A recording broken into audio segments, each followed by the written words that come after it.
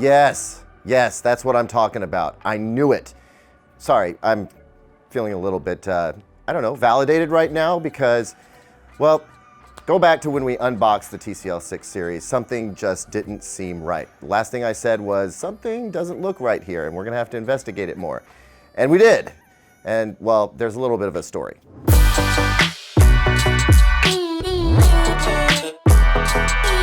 So here's how this works. Manufacturers get like a subset of TV samples that they send out to reviewers. And once they go out, they get reviewed, they come back, they inspect them, then they send them out to another reviewer. The original sample that I got for the TCL 6 series had clearly been used by somebody else before, but I figured it was probably somebody at TCL, you know, vetting the TV before it goes out to the reviewer. That's what we get. We get pretty heavily vetted TVs before they come out to us. Anyway, this thing just didn't look right. There was this magenta hue to everything, and that was on axis. When you stepped off axis, it was unviewable. Also, it lacked sharpness and depth, and it didn't really look like it was doing HDR right. And I can't tell you what was wrong with the television. I did send it back to TCL, and I'm hoping that they'll tell me. But I knew it couldn't be right. There's no way TCL took a step backwards after making such a great TV last year. Happy to report that is definitely not the case. Behind me right now is an excellent example of the TCL 6 series. I already love it. I'll just tell you that right now, but we need to dig into a couple of really important things. How's the screen uniformity? How's it doing in the really, really low black areas? And how punchy is it now that it's got quantum dots and more color volume supposedly? How is it punching in those bright highlight areas? So we're gonna focus on those because we already know the TCL 6 series is a great TV. The question really is how much better did it get? So I'm gonna do this in real time with you. That's why you see a shadow over here. We're in SDR right now and the blooming is it's fairly significant. The top boxes are not as bright as the bottom boxes. And if we switch over to HDR, you'll notice things change right away. All right, you should know that we're in HDR and significantly brighter. The background is darker now. There's still some blooming, but it's definitely better. I'm gonna pop out of HDR and switch the pattern. So we're in SDR, and this is pretty much what I expected to see. A little bit of blooming around the edges of this guy, and then in HDR we should see something significantly brighter. I don't know why it says it's going into Dolby Vision. It's not. We're back into standard HDR here.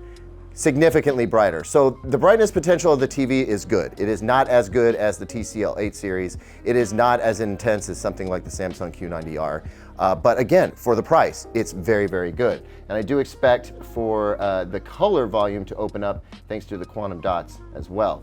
So I'm gonna keep it in HDR because I've looked at the SDR ramps and they look fine. This does not look fine. Off axis, I can see some of the delineation in the ramp towards the left where it gets dark, but on axis, it blacks out almost at the midpoint, which is not at all what I expected. I hope that doesn't play out in real content, but I'm not feeling super encouraged. Here's the brightness ramp, some slightly better results there.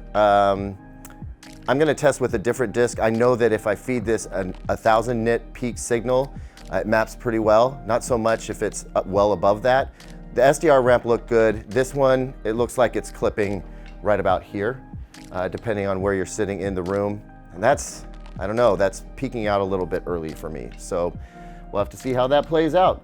Now, oddly enough, this looks fine, or maybe it's not so odd because there's a bigger jump in between luminance levels on this particular pattern than the bright white and dark pattern that we were looking at earlier. I am way less impressed with this pattern though. There's a lot of striations in the color gradient.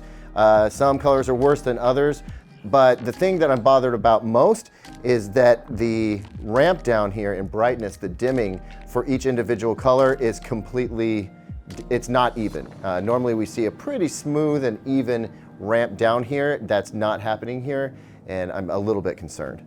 This pattern is a good early test for screen uniformity issues. If there was dirty screen effect, we'd probably see it here due to the light gray background.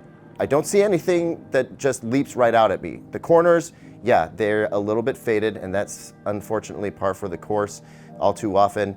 A little bit of vertical banding that we saw earlier, but again, I haven't seen that in real world viewing either. Nothing that jumps out, no alarms, and that's a good thing. How consistent TCL is with the production though, is anyone's guess. Honestly, these guys have to be out in the wild for a while before we know about that. Okay, it's subjective picture quality analysis time, and I'm going to start with the not so great news, and that is that this TV definitely does appear to be crushing blacks. That is, it kind of takes some of the dark gray detail out of the equation and just represents it as black. You can see that happening in the shirt of the officer here on Netflix's Ozark. It's just a pool of black with a gold star hanging out on it. You can barely even make out that there are buttons on the shirt. There's just a tiny little glint. It makes you look close enough to know that they're there. Later in this exact same scene, there's absolutely no texture or body or color to Jason Bateman's hair. I've seen this scene on a ton of different TVs. It's not supposed to be that way. And this is in Dolby Vision. Now, let me clarify a few things for you. Dolby Vision has Dolby Vision Dark, Normal, and Dolby Vision Bright, 3 different settings. On this particular television, when you go into Dolby Vision Normal, it does push up the overall brightness level a little bit, but it also changes the color temperature. And then when you go to Dolby Vision Bright, it's cold as ice. And I would never watch it that way. It just looks terrible. Plus, Dolby Vision Dark and Dark HDR modes are supposed to be for when you've got the shades down and the lights are off and you don't want super, super brightness. You're in a dark room, but that doesn't mean you should just drop the black levels and crush everything below a certain spec number. It doesn't make any sense. This is an extreme case though. It's an absolute extreme case. I mean, I imagine if you're watching some of the Batman movies, producer Dan was mentioning the show C that's on Apple TV Plus right now as an example. Those are the instances in which you're gonna probably lose out on some detail. So if you watch a lot of dark movies in the dark, that's not gonna be great. On the other hand, I've watched a lot of other stuff that looks awesome. I mean, the good news is that when this TV is producing brighter images, it looks great. The resolution's definitely there. The top end of the HDR is punchy. I definitely appreciate the fact that the colors are expanded a little bit. Some of this Dolby stuff is super juiced up. I mean, it's completely fake, but it's fun to watch. It looks pretty good. And with most of the content I watched on Netflix and Amazon and Apple TV, it looked good until it got super dark, and then, you know, the bottom fell out. Look, some of these images that you're seeing now with the really black backgrounds, that's impressive, right? It looks like you've got really deep blacks. And yeah, they are deep. Remember, I'm just talking about the detail in the shadows and the complete lack of it in some of the scenes that I've watched on this TV.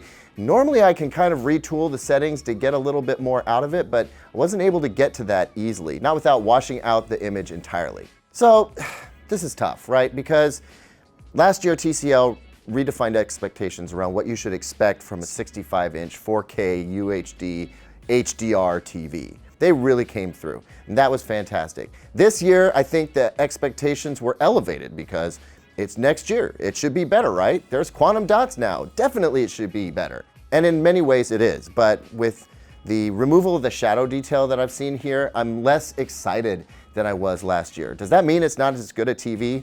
Well, in some ways, yeah. I feel like if you're a cinephile, it's definitely not as good a TV as it was maybe last year. For most people though, it's still gonna be great. Definitely don't remove it from your shopping list. Have a look at it yourself, see it in person, see what you think about this TV. Maybe it is right for you. And look, I love the 8 series that TCL put together. It's much more expensive, but it's a fantastic TV. And you know what? That one had problems when it came out too, and then they went and fixed them with a firmware update. Who's to say they won't also do the same with this television? So I still think the TCL 6 series should be on your short list. What it offers for the price is still just really, really hard to beat, but it does make for a tighter race between TCL and say like Vizio, which is coming out with very competitive TVs at similar prices. It's just gonna be a harder decision this year.